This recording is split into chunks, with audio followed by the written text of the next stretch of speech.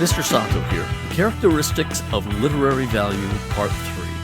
Hi, this is the third of 3 videos about what I call COLV, the characteristics of literary value, a simple flowchart I made that shows how the various aspects of a written work contribute to its literary value.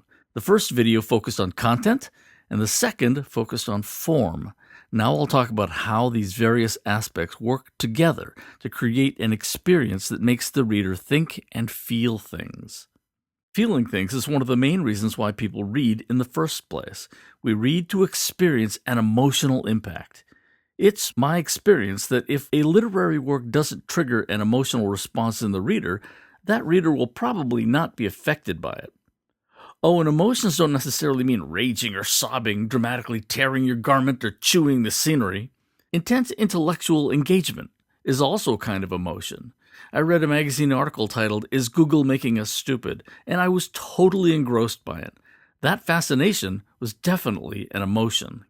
Emotional impact is what lingers longest in the mind and what ultimately brings us back to re-experience a novel, a poem, play, or other literary work. Readers for over 200 years have read and returned to Jane Austen's Sense and Sensibility, as well as its modern iterations, because it continues to create emotional experiences in the heads and hearts of generations of readers. If a literary work doesn't make you feel anything, there's a good chance you won't even remember reading it. That's why readers shouldn't read passively, waiting for a book to grab them. Some books definitely do that. They draw you in and engage you, almost against your will. And that's great, but you shouldn't depend on that. You should be able to reach out with your imagination and actively try to engage it emotionally. Try to feel something. In many cases, you have to meet the work halfway. Because if you can't connect with the literary work, you might as well stop reading it. Last, memorability. A minute ago, I said that if you didn't feel anything while reading a book, you probably won't even remember that you read it. Whether a poem or novel or whatever lingers in your memory for the rest of your life determines the value of that work of literature to you. And if you zoom out, pull back the camera and look at memory from the perspective of multiple generations, you can measure whether a book is still remembered by human beings long after the author has died. We still remember Charlotte Bronte, but how many people still remember the best-selling author of sentimental novels, Mary Elizabeth Braddon? Who? They were both female British authors of the 19th century, but one is revered by scholars and is taught in schools and universities, and the other is almost totally forgotten. I believe that literary value is determined largely by its ability to last through many generations. It is able to stand the so-called test of time because it remains relevant to people despite changes in society and culture. A work that continues to be meaningful to people over 1,000 years later, that endures in the collective memory of humankind, as the Odyssey does, for example, must address issues that are fundamentally human, rather than particular to the contemporary society during which it was written.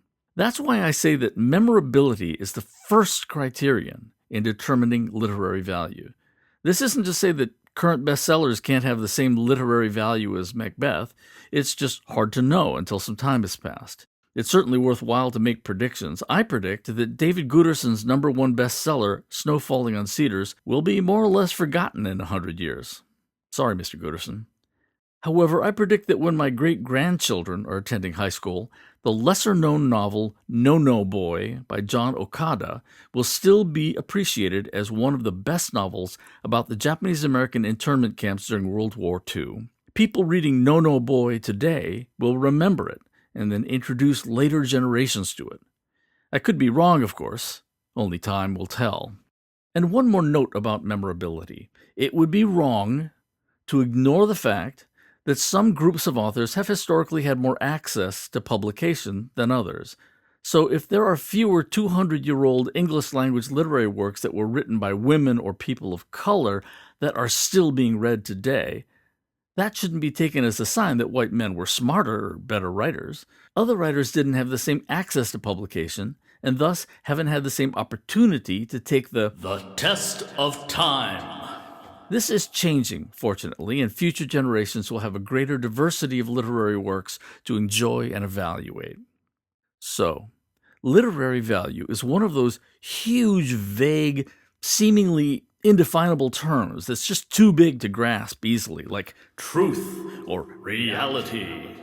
But I think that evaluating a literary work using the COLV, individual characteristic by individual characteristic, will help readers to make a fair and nuanced assessment of a written work's literary value. Here's a peek at a COLV evaluation I did of Typical American, a novel about which I had mixed feelings.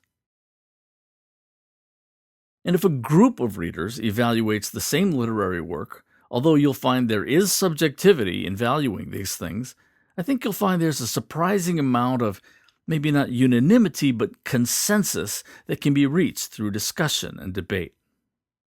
And using the COLV is a way to recognize the reasons you value a literary work while still acknowledging its shortcomings in other areas. For example, I found the historical context of Moby Dick to be very interesting, and its symbolism to be thematically meaningful. However, I found the form to be unnecessarily dense and hard to engage with, and many of the characterizations to be symptomatic of ideas best left in the trash can of history. I'm glad I read it, but I wouldn't read it again, and I've already forgotten large sections of it. This may be due to my own shortcomings as a reader, but the COLV gives me a tool with which to say I valued this part, but not this part. I encourage you to try using the COLV, and it is my hope that you will find it a useful tool. All right, thanks for listening.